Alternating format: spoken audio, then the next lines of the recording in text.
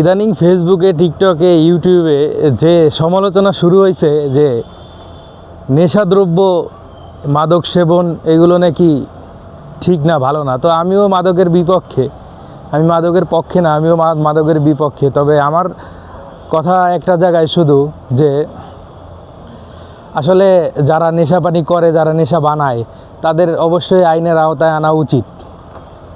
যেহেতু মাদক দ্রব্য, সেক্ষেত্রে মনে করেন যে তাদের আইনের আওতায় আনা উচিত এবং বিচার করা উচিত। তো আমার মূলত উদ্দেশ্য একটাই, যে সবারই বিচার হোক। তো যে মদ তৈরি করছে তার শাস্তির আওতায় আনা হোক, যে ইয়াবা তৈরি করছে তাকে শাস্তির আওতায় আনা হোক, তার সাজা দেওয়া হোক।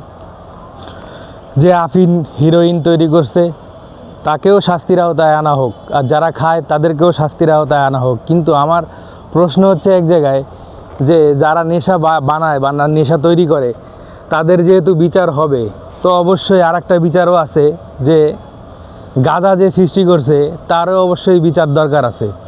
কারণ গাঁজা যে বানাইছে তারও অবশ্যই বিচার হওয়ার দরকার আছে। গাঁজা সৃষ্টি করছে কে?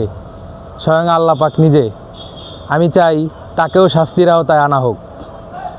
কথাটা কার কাছে কেমন লাগছে জানি না, তবে যদি জ্ঞান, বিবেক, বুদ্ধি এগুলো থাকে অবশ্যই ভাবনা চিন্তা করে আমার কমেন্ট বক্সে উত্তর দিয়ে যাবেন। আর ভিডিওটা যত দ্রুত সম্ভব শেয়ার করে দিবেন।